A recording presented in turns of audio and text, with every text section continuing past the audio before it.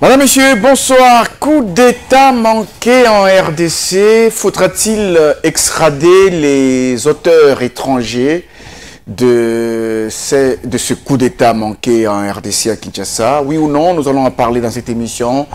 On va revenir sur la situation de la Cour constitutionnelle. Vous le savez, dernièrement, la Cour avait validé, invalidé, puis réinvalidé quelques députés nationaux. 19 au total ont été écartés. Pourtant, ils avaient été validés auparavant un certain 5 avril 2024.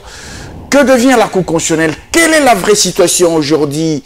Aujourd'hui, nous allons en parler dans cette émission. On va revenir sur la situation de la révision de la Constitution. Le Sénat aujourd'hui, qui est président du bureau d'âge, du bureau provisoire?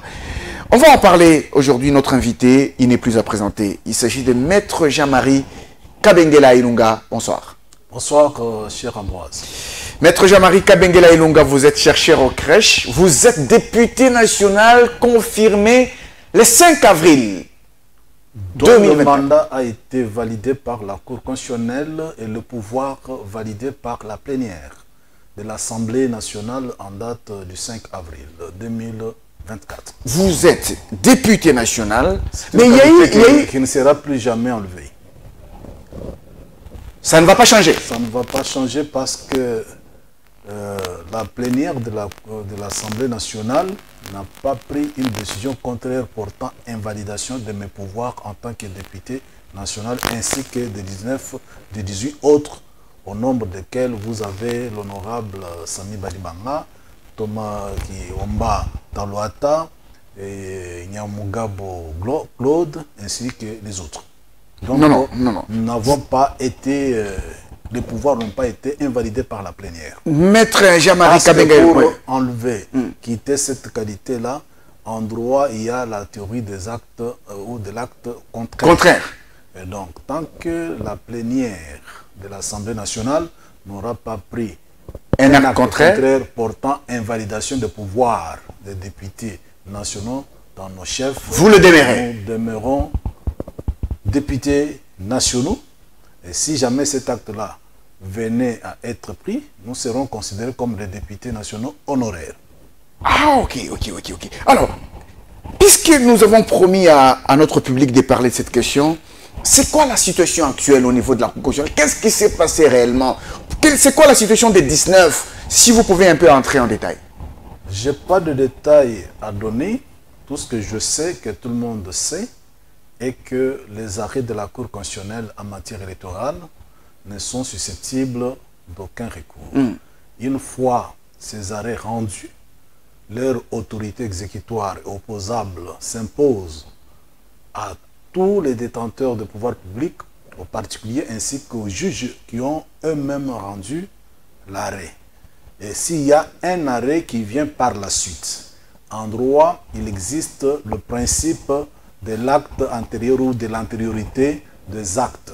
C'est-à-dire que celui qui a été proclamé en premier lieu, il bénéficie du droit du premier occupant. Et donc c'est la catégorie de ceux qui ont bénéficié de l'arrêt du 12 mars 2024 qui sont préférés par rapport à ceux qui viennent au profit de l'arrêt du 22 avril 2024. Donc, cette situation-là, on ne sait pas si c'est une situation inédite qui a été créée. Et je pense qu'il n'y a que des règles de droit qui peuvent apporter la solution. Et surtout que cet arrêt-là, ou ces arrêts-là, ont été attaqués devant la Cour constitutionnelle. Parce qu'il faut faire la différence. Quand la Cour constitutionnelle siège comme juge électoral et quand elle siège comme juge de contrôle de constitutionnalité.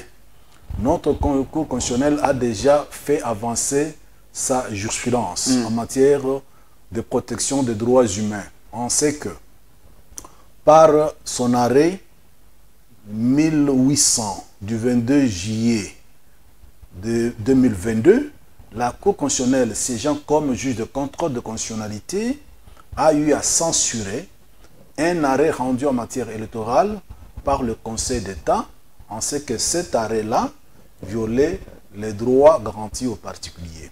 Et maintenant, nous revenons à charge en disant, si la Cour constitutionnelle avait siégé en date du 22 avril de l'année en cours comme juge électoral, cette fois-ci, elle est appelée à siéger comme juge constitutionnel, donc le juge du contrôle de constitutionnalité, pour voir si les arrêts du 22 avril n'ont pas violé la Constitution. Et il y a eu beaucoup de griefs qui ont été portés à la connaissance, cette fois-ci, de la Cour constitutionnelle comme juge de la constitutionnalité. Et nous attendons. Également, on a posé des questions par voie d'interprétation pour qu'on nous dise de deux arrêts lequel prévaut et en vertu de quel principe. Ah, donc sur le plan de droit des textes, les 19 sont considérés comme étant des députés nationaux. Oui. Maintenant, sur le plan politique, ça pose problème parce que les autres... Sur le plan politique, il y a parmi nous, parmi nos institutions, un organe qui est chargé de bon fonctionnement des institutions, c'est le président de la République. Oui. Et nous sommes heureux de constater qu'actuellement, la Chambre basse du Parlement est animée par un compatriote qui a eu pour qualificatif, le pacificateur. Et ce n'est pas la première fois. Déjà, quand il était président de l'Assemblée nationale en 2006, situation similaire s'était produite et Vital Kamerhe, pacificateur jusqu'au bout, avait trouvé solution à ce cas-là. Et nous pensons qu'actuellement, la solution à ce cas inédit est entre les mains du président de la République, qui est déjà au courant de la situation. Il a été contacté par beaucoup de sources, il en est conscient. Et également, le président actuel du bureau définitif de l'Assemblée nationale, qui est sensible à la question. Et donc, nous pensons que sur le plan politique, ce sont ces deux personnalités du pays qui doivent trouver la solution. Pour trouver solution afin qu'il n'y ait pas de victimes à l'issue de la superposition de ces deux arrêts. Ah, mais au sein de l'opinion, ça gazouille, ça chuchote au sein de l'opinion. Bon, sur le plan politique et sur le plan scientifique, tout n'est pas à dire. Le juge du 12 mars avait fait bien le travail. Oui. Et ça produit parce que si vous prenez les arrêts de cette date-là, oui, vous verrez que la motivation est juridiquement et scientifiquement bien fouinée et que c'était des arrêts qui ont été acclamés par tout le monde. Bon, ce qui est arrivé et parce que nous sommes au courant que c'est d'une source étrangère à la Cour que les deuxièmes arrêts ont été produits. Et donc, c'est une façon pour nous de dispenser nos juges. Parce qu'il faut qu'on le sache. La Cour constitutionnelle n'est pas constituée pas de n'importe quel juge. Ils viennent de trois horizons différents. Parmi eux, vous avez des grands professeurs d'université, vous avez des magistrats ayant fait carrière, vous avez des avocats de renom. Ça, c'est sur le plan de l'expérience scientifique et professionnelle.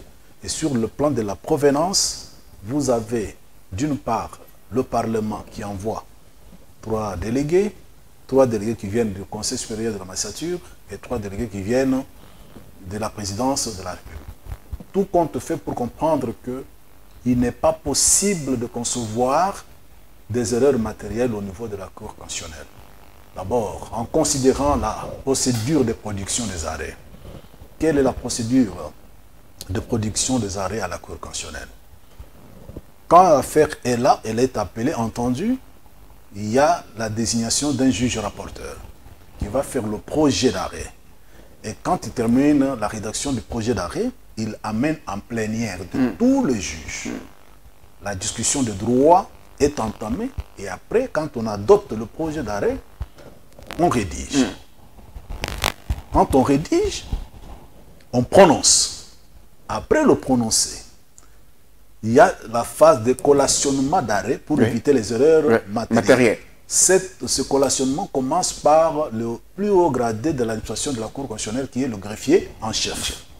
Dès qu'il termine, c'est le juge rapporteur qui fait le deuxième collationnement. Au point qu'actuellement, déjà, l'expérience professionnelle et scientifique des membres de la Cour, leur provenance et la procédure de production des arrêts fait que le constituant et le législateur ont dit, en matière électorale, les arrêts de la Cour constitutionnelle ne sont susceptibles d'aucun recours parce que cette procédure et ces personnalités sont à mettre hors des erreurs matérielles. Ah, ça c'est intéressant. On va suivre comment ça va se passer. Le plus important, c'est les côtés politiques de la chose. Vous avez dit que le président de la République, en tant que garant du bon fonctionnement des institutions, l'actuel président de l'Assemblée nationale, qui est revenu, Vital Kamerhe, le pacificateur, comme vous venez de le dire, ce sont ces deux personnalités qui vont trouver une solution politique à cette question. Et on va un peu partir d'une chambre à l'autre. Là, nous sommes au niveau de la chambre basse. La situation des 19 députés est telle que vous l'avez dit. Ils sont députés nationaux. Et parce qu'il n'y a pas eu un acte contraire au niveau de l'Assemblée nationale qui a été pris.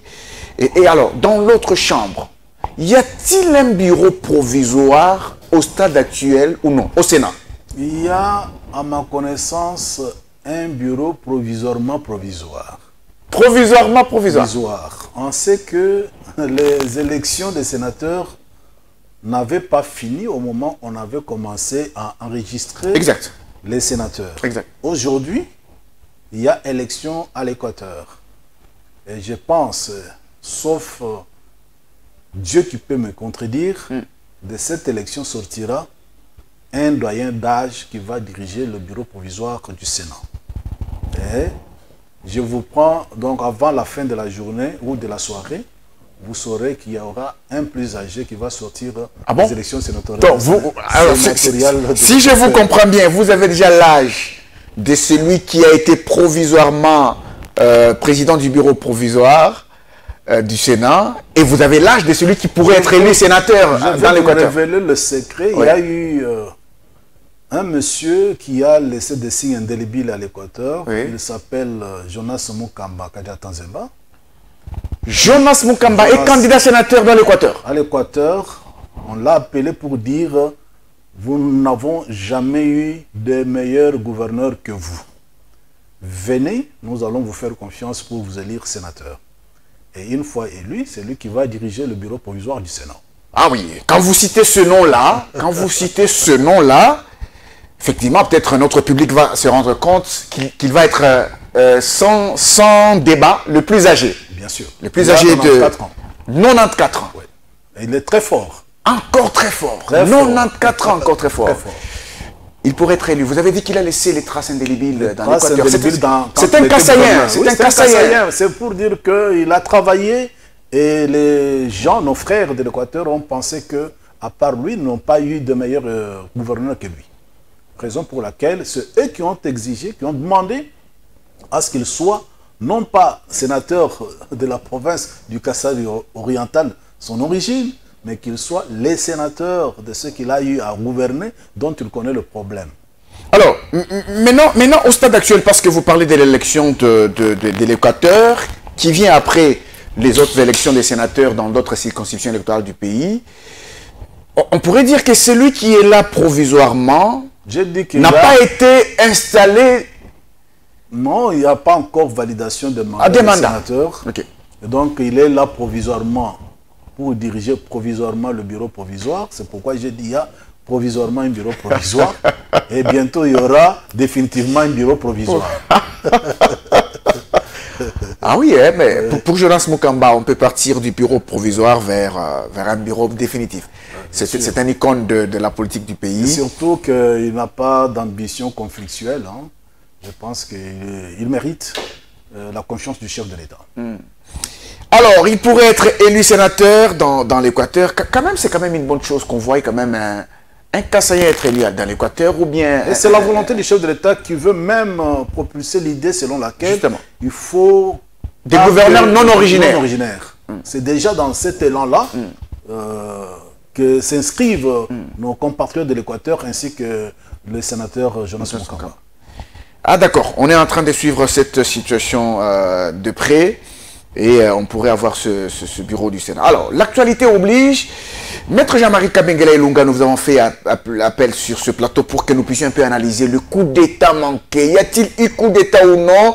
Les Congolais analysent de leur manière, mais comment est-ce que vous avez trouvé un peu d'abord cette situation d'incursion au niveau du Palais de la Nation? L'enquête étant en cours, je dois m'abstenir de donner mon opinion sur des choses qui ne relèvent pas de mon appréciation. Parce que les investigations sont en train d'être menées. Je pense que l'équipe ou les équipes d'enquête vont pouvoir fouiner les téléphones des assaillants pour savoir s'arrimer à quoi ils étaient là, à quel moment, quel type d'armes ils avaient, quelles étaient leurs revendications. Donc comment ils ont pu accéder facilement au Palais de la Nation, pourquoi le Palais de la Nation n'est pas muni de caméras de surveillance pour ne fût-ce que nous montrer l'assaut. Et tout ça, ce sont des problèmes importants parce qu'actuellement, même les particuliers ont des caméras de surveillance dans leur résidence. Comment expliquer que le bureau du président de la République, bureau du président de la République, qu'il n'y ait pas de caméras de surveillance et que ces gens-là soient entrés sans résistance? Ce sont des questions que les équipes d'enquête devraient quand même, auxquelles elles devraient donner des réponses. Donc, coup d'État ou pas, je pense que pour la sécurité des institutions et même des particuliers, nous devons savoir qu'est-ce qui s'est passé. Ouais, justement. Ouais. Oui, ce ne sont pas des choses quand même à soutenir actuellement, à avoir des coups d'État au pays. Ça nous recule. Ça recule les pays. Très loin, ça nous recule très loin, mais curieusement, c'est un monsieur dont le service de renseignement devrait, que le service de renseignement devrait prendre en charge bien longtemps, à voir quelques vidéos qui circulent dans les réseaux sociaux. C'est une préparation de très longue date. Il devrait être déjà fiché pour qu'il ne parvienne pas à faire ce qu'il a pu faire. Malheureusement, il a été tué. De telles personnes, on les neutralise en brisant les jambes parce que la nation a besoin des informations. Et qui est derrière lui, qui était avec lui, parce que de tels coups, ce ne sont pas des coups isolés, il doit y avoir des ramifications. Des ramifications, justement. Des gens qui ont reçu en interne comme à l'externe. Donc, on ne devrait pas les tuer selon ce que nous savons. En pareille circonstance. Alors, il y a même une question qui dérange un peu les Congolais, c'est en rapport avec l'extradition des sujets américains. Les États-Unis d'Amérique demandent que des sujets américains qui sont cités dans cette affaire soient jugés chez eux, et ça énerve les Congolais. Comment vous trouvez cette question? D'abord, ceux qui soutiennent l'idée de l'extradition ne connaissent ni les lois américaines, ni les lois congolaises. Ils ne connaissent pas non plus de conventions sur l'extradition. On ne peut pas extrader un étranger parce qu'il est étranger. Nos lois, notamment les articles 2 et 3 du Code pénal congolais, permettent à ce qu'un étranger qui commet une infraction contre les intérêts de la République soit jugé ici. Et d'ailleurs, l'ordre public qui a été troublé, ce n'est pas l'ordre public américain. Ah, ok. Et donc, les victimes de ce coup d'État manqué ou dans toute qualification, les victimes ne sont pas des victimes américaines. Donc, on ne voit pas comment on peut justifier la demande d'extradition. Parce que l'ordre public qui doit être rétabli par la répression contre les délinquants, c'est l'ordre public congolais, pas l'ordre public américain. La loi qui doit être appliquée, ce n'est pas la loi pénale américaine, c'est la loi pénale congolaise. Raison pour laquelle ces gens doivent être punis, poursuivis ici, jugés ici, les cas échéants condamnés ici, où l'ordre public a été troublé. Parce que toute répression pénale a pour finalité de donner l'exemple, d'avertir les autres citoyens pour qu'ils ne retombent pas, et surtout, finalité de rétablir l'ordre public troublé. Mais s'ils vont là-bas et que pour une raison ou une autre, les poursuites sont abandonnées, voyez, Et surtout, lorsqu'on porte une nationalité étrangère, qu'on se sert de cette nationalité étrangère pour troubler l'ordre public interne congolais, je pense que l'État congolais doit juger l'État américain. L'État congolais doit juger les citoyens américains. Donc c'est un peu ça, c'est comme le jugement entre deux nations.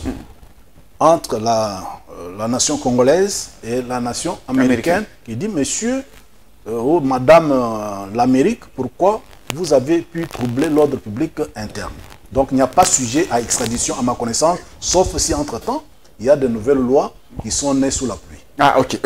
Mais je vais poser quand même cette question, je n'ai pas fait les droits, mais je réfléchis un peu comme un citoyen lambda. Dans l'hypothèse où les États-Unis d'Amérique se sont tirés un peu blessés par le comportement de ces sujets qui se sont impliqués dans cet acte et qui souhaitent infliger une correction qui soit peut-être supérieure à celle de la RDC si elle est estimée. Je ne pense pas. Entre les États, si les personnes qui ont été impliquées dans ce coup ont des ramifications avec les officiels américains. Ah, il y a une crainte. Nous avons des craintes à ce que la vérité ne soit pas dite. Parce que là, ou dans d'autres pays, prenons même en France, que la France ayant intérêt à ce que la vérité qui la lie à son sujet ne soit pas dite, donc le procès pourrait être saboté. C'est pourquoi il est de l'intérêt du rétablissement de l'ordre public que ce monsieur-là, ces personnes-là soient jugées ici et qu'ils répondent à toutes les questions. Et c'est pour la sûreté de l'État. Est-ce qu'avec cette question, Maître Jean-Marie Kabengela, la question des rapports de force entre deux nations, entre la RDC et les États-Unis, n'est-elle pas mise à l'épreuve? Il n'y a pas, à mon sens, de rapport de force. Si les États-Unis d'Amérique se croient plus forts que la RDC, ils n'ont qu'à exterminer tous les Congolais. Parce qu'il s'agit, l'administration de la justice relève des attributs de la souveraineté. Et donc, nous ne pouvons pas lâcher un des attributs de notre souveraineté. L'attribut consistant à dire le droit, rendre justice au profit des États-Unis d'Amérique. En ce moment-là, la RDC doit disparaître au profit des États-Unis d'Amérique. Donc, nous n'allons pas céder. Parce que donc, nous allons juger, n'en déplaise aux États-Unis, n'en déplaise à d'autres langues qui pensent qu'il y a des lois que les Congolais ne connaissent pas. Peut-être que les Américains ont peur des insinuations, que l'on puisse insinuer, parce que c'est un sujet américain qui est impliqué dans cette affaire, il y aurait des officiels américains derrière, et que peut-être par la suite, on puisse juger un Américain au Congo, peut-être qu'il y a un problème de fierté nationale, ils se sentent un peu humiliés. Bon, humiliés, mais il faut seulement se civiliser pour ne pas être délinquant. Si une nation produit des délinquants, ils doivent être corrigés. Hein? Oui, elle doit assumer. Donc l'Amérique, vous produit des délinquants contre les autres nations. Contre les autres nations. Voilà. C'est peut-être ça. Vous êtes allé même en Irak parce que vous aviez pensé qu'il y avait des délinquants là-bas et vous avez fait ce que vous avez fait. Aujourd'hui, c'est sur notre sol qu'un citoyen ou des citoyens américains vient troubler l'ordre public. Nous devons nous assumer. Mais vous avez quitté chez vous pour aller mettre de l'ordre en Irak. Mais nous ne venons pas mettre de l'ordre là-bas. Nous mettons de l'ordre chez nous. Où il y a des intrus américains. Ah, ça c'est quand même intéressant. Donc, parce que ce sont les victimes qui auraient tombé, qui auraient été victimes de cette affaire, série congolaise, c'est l'ordre public congolais qui a été troublé, une question de souveraineté congolaise, il faut les juger sur place. Et le peuple congolais doit savoir d'où ça venait, pourquoi nous avons été insécurisés, pourquoi nos institutions ont été insécurisées. Mais l'autre revers de la médaille, c'est le fait qu'on dise que la justice congolaise est malade. Malade, même chez eux, c'est malade. Parce que chaque fois, quand vous suivez les actualités, il y a des maladies là-bas qui sont en train de discuter de problèmes d'avortement, oui ou non. Hier, il y a eu une évolution qu'il ne faudrait même pas. On trouve une femme avec un produit abortif entre les mains, sinon il ferait la prison. C'est aussi un problème de justice. Donc, à chaque nation, sa civilisation ou sa civilité. Donc, il ne faut pas comparer la civilisation ou la civilité d'une nation à une autre. Nous avons des mentalités, nous venons de souches différentes. Il ne faut pas pensez que ce que vous faites chez vous, quand vous allez dans des plages en caleçon avec les enfants, c'est pour nous, c'est de l'abomination, mais on vous tolère. Il faut aussi tolérer les Africains, les Congolais, dans leur culture, avec leurs lois, parce que nos lois ne doivent pas être la reproduction des lois américaines ou françaises. Et donc, vos lois reproduisent ce que vous êtes culturellement, et nous avons nos lois qui nous reproduisent ce que nous sommes culturellement. Vivement un procès sur cette affaire, vivement des enquêtes sérieuses pour que les Congolais soient fixés de qui est derrière cette affaire du coup d'État manqué en RDC, qui est derrière. Et surtout, ça dérange un peu lorsqu'on apprend on sait qu'il y a une rébellion qui est en train de venir du côté de l'Est, avec des Congolais, avec les Corneille Nangaa, et qu'on voit un autre compatriote venir. Moi, la question que je me pose, c'est pourquoi jusque-là, la justice, nos parquets, n'ouvrent pas des instructions préjudicielles à charge de tous les Congolais qui sont dans le rang de M23. Nos lois de procédure permettent que lorsqu'on connaît l'adresse de quelqu'un, que l'on puisse ouvrir une instruction préjudicielle à charge de cette personne-là. Et même si une personne n'a pas d'adresse connue à l'intérieur du pays ou à l'extérieur, nos lois permettent à ce que l'on puisse déclencher les poursuites contre ces personnes-là. Alors moi, je me pose la question, est-ce que pour poursuivre tous les Congolais qui sont dans le rang du M23 et ailleurs, est-ce qu'il faut quoi? Parce que vous pouvez les poursuivre par la procédure par défaut, arriver jusqu'à la condamnation. Nous avons des coopérations judiciaires avec certains États, nous avons l'Interpol, on peut lancer des mandats d'arrêt, nous pouvons les rechercher pour qu'ils viennent purger des peines. Mais je ne m'explique pas pourquoi on doit se contenter des réseaux sociaux et puis des déclarations, mais commencer par ouvrir une instruction judiciaire à charge de ces personnes-là. Demander aux États qui collaborent avec nous, qui sont avec nous en rapport de bon partenariat, de pouvoir... Ça serait un signal fort. C'est là où il y aura maintenant le mécanisme d'extradition. Demandez au Rwanda, si vous êtes innocent dans ce qui se passe, arrêtez-nous telle personne qui se réfugie chez vous, extradez-le, nous allons le juger. Exact. Donc je pense qu'il ne faut pas hésiter. Il ne faut pas tout simplement dire... La première preuve à laquelle nous pouvons soumettre le Rwanda, c'est de mettre des mandats d'arrêt contre des Congolais qui se réfugient derrière le Rwanda, en demandant à Kagame, arrêtez-nous tel monsieur, extradez-le ici. Et si le Rwanda refusait, nous allons comprendre, ok, il a refusé parce qu'il est complice ou co-auteur de ce qui se passe de l'autre côté. Donc il faut savoir comment piéger certaines personnes de mauvaise foi. En tant que journaliste, nous sommes la bouche et l'oreille de la population. Quelqu'un m'a posé la question hier, mais monsieur Ambroise, on a arrêté dernièrement quelqu'un qui a cité Corneille Nangaa, Joseph Kabila, ainsi que d'autres députés nationaux dans cette affaire de la rébellion de Corneille Nangaa. Où est-ce qu'on en est avec cette histoire? Je préfère poser cette question à un avocat. Je ne suis pas enquêteur. Je ne suis pas enquêteur. Oui, mais la lourdeur de la machine judiciaire congolaise. Je ne suis pas enquêteur, je ne suis pas avocat de l'un ou de l'autre. Donc j'apprends comme tout le monde.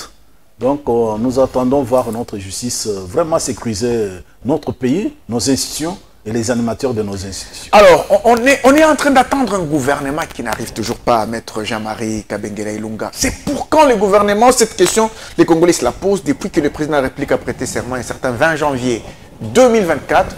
Peut-être ce soir, peut-être demain, peut-être dimanche. On appelle ça les bientôt de Jésus. Non, je pense qu'il faut compter de maintenant à dimanche. De maintenant à dimanche. À dimanche, je pense que le gouvernement sortira. Et je pense aussi que le président de la République a pris en compte, en concert avec la première ministre, certaines donnes. Il est indécent dans un pays où le taux de chômage est au-delà du tolérable, que l'on voit se former une certaine oligarchie.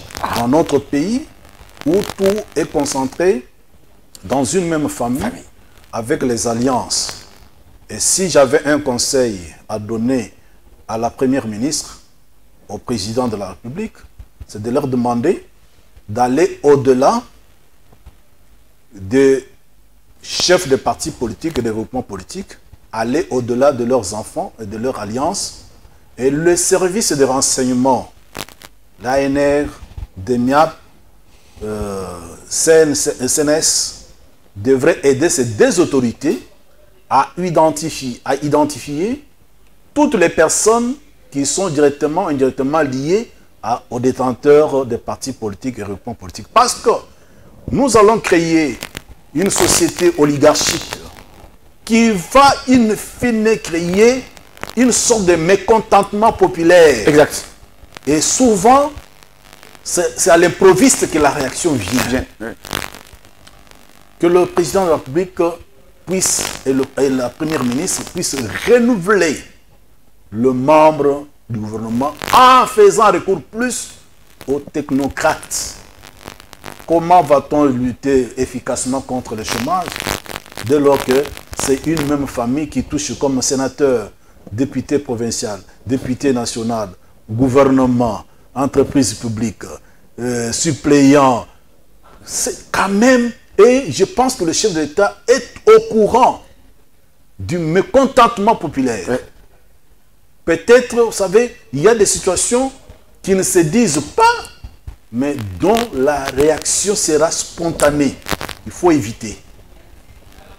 C'est le seul conseil que je puisse donner au président de la très intéressant. C'est et à très la intéressant. première Il ministre. faut éviter l'oligarchie.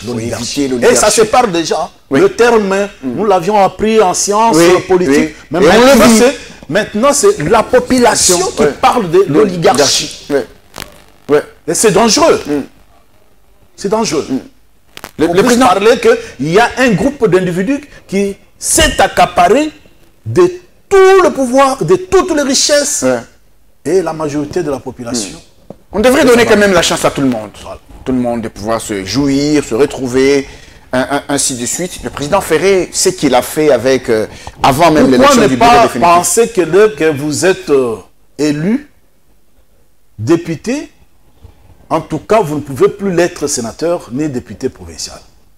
Et puis contrôlez quand même que, vous savez qu'à la fin du mois, le trésor public peut verser à une seule famille plus d'1 million. Vraiment. À divers titres. Vraiment.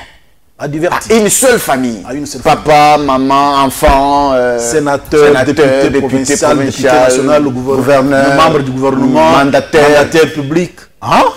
Dans un pays où nous peinons à résoudre la crise de chômage. Ça, c'est très important. Mais on reconnaît quand même qu'il y a eu le retard. Vous avez annoncé le gouvernement pour quelques jours, d'ici jusqu'à dimanche. Mais ce problème-là de...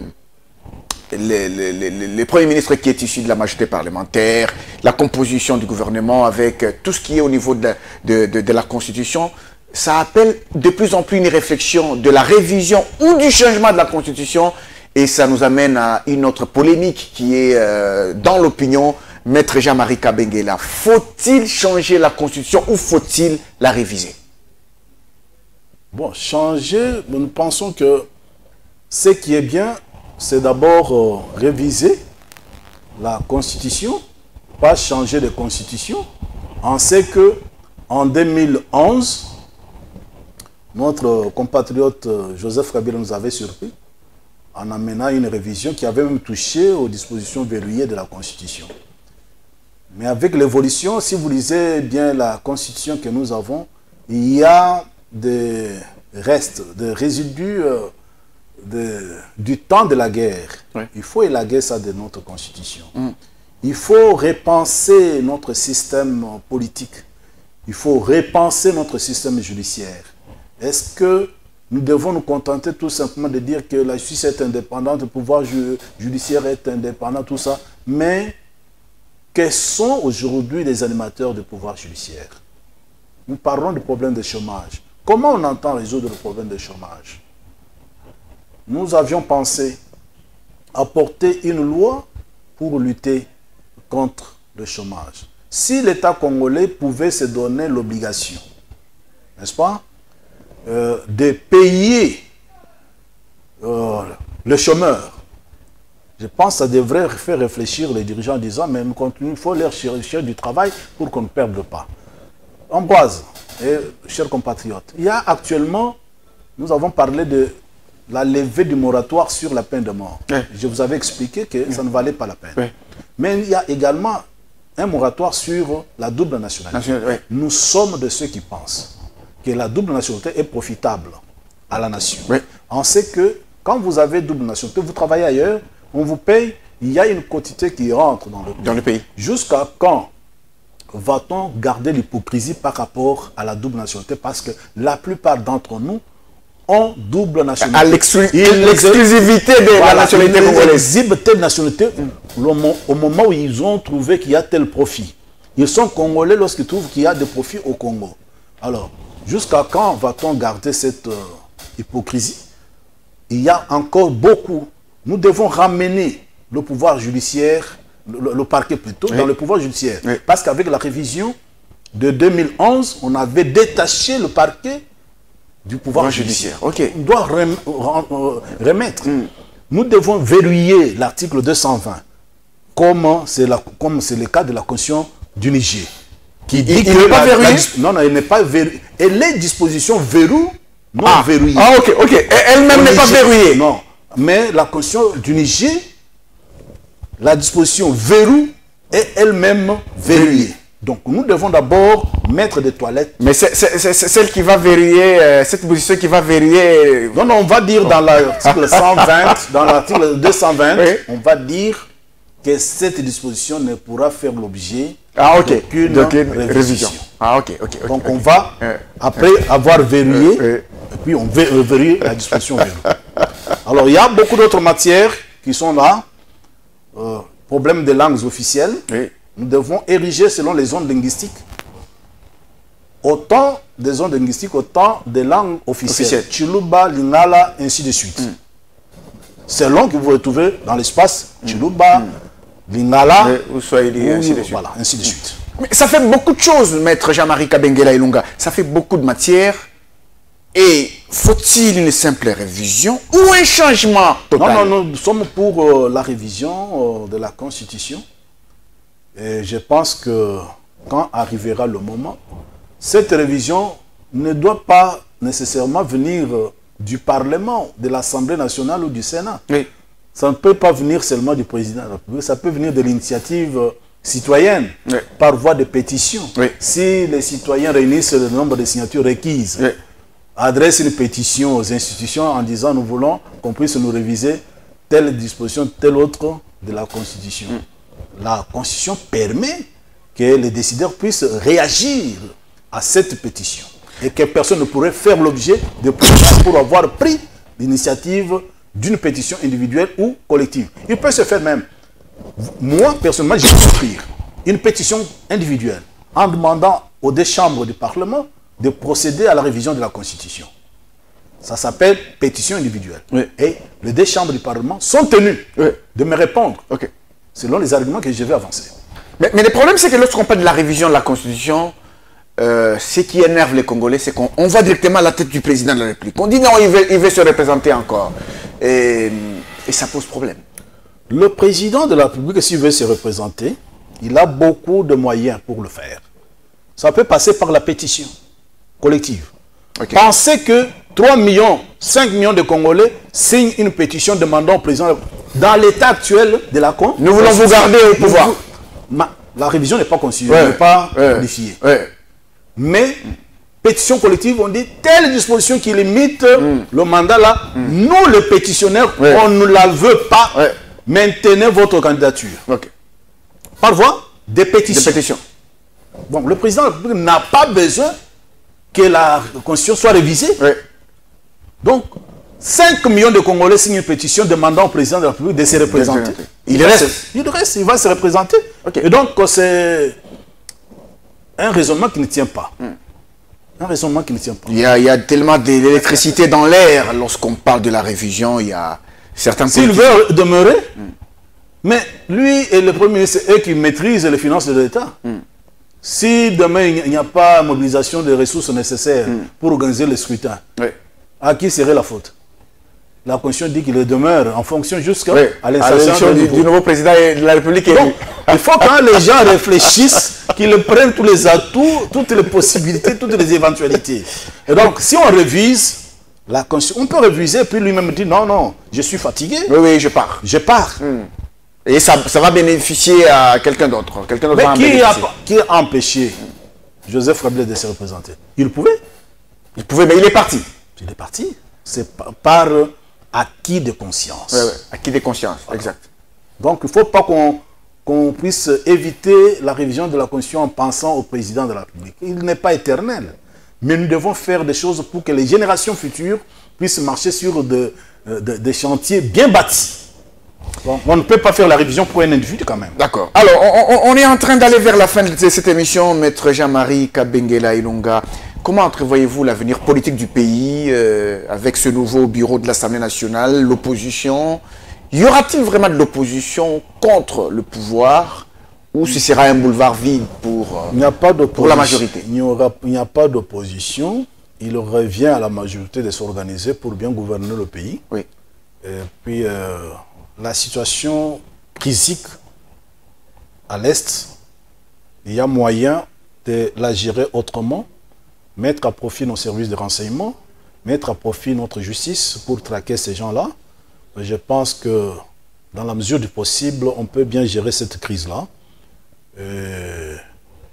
Nous n'aurons qu'à nous reprocher nous-mêmes de la majorité, parce que nous sommes de la majorité.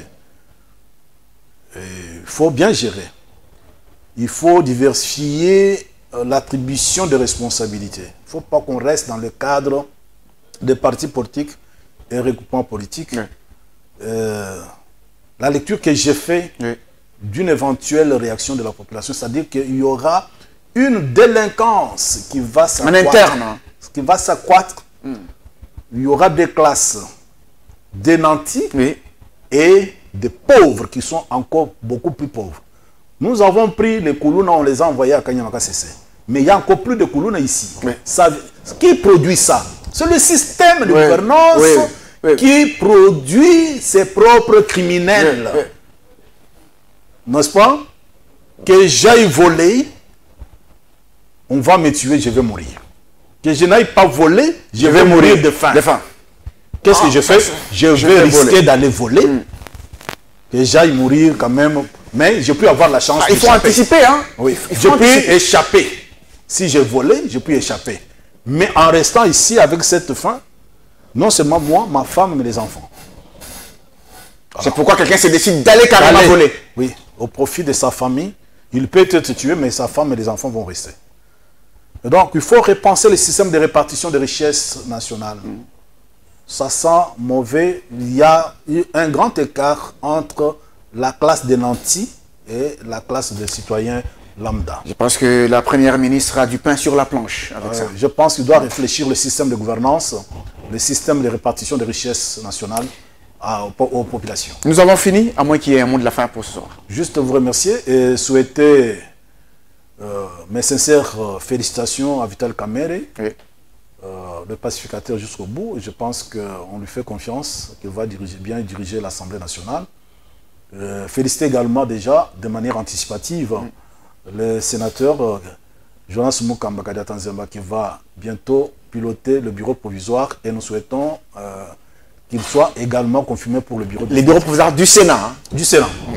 Voilà. Merci beaucoup, Maître Jean-Marie Kabengela Ilunga. Nous rappelons que vous êtes député national confirmé le 5 avril 2024 par la Cour constitutionnelle. Il y a Koukoumate dans chair et en os en esprit. Il n'y a pas eu d'acte contraire jusque-là au niveau de la plénière de l'Assemblée nationale. Il n'y a pas d'acte contraire. Si je le suis, je le demeure. Une fois, j'ai été validé, j'ai siégé, j'ai signé mon appartenance politique à la majorité, j'ai participé à certains travaux, alors on ne doit pas les effacer. Comme ça, de cette manière-là. Et surtout qu'il y a encore de la place, c'est 477. Ah, il y a encore de la place. Donc, que le président, on peut résoudre ça. Nous mettre là-dedans, ou bien qu'on mette seulement les 19 plus 19, ça fait 38, on nous tire au sort. Exact. Exact. Je rappelle que vous êtes également chercheur au crèche. Merci beaucoup. Merci, mesdames et messieurs, c'est par là que nous terminons cette émission. Merci à vous de l'avoir suivi. On vous retrouve prochainement pour un autre numéro des Tables Rondes.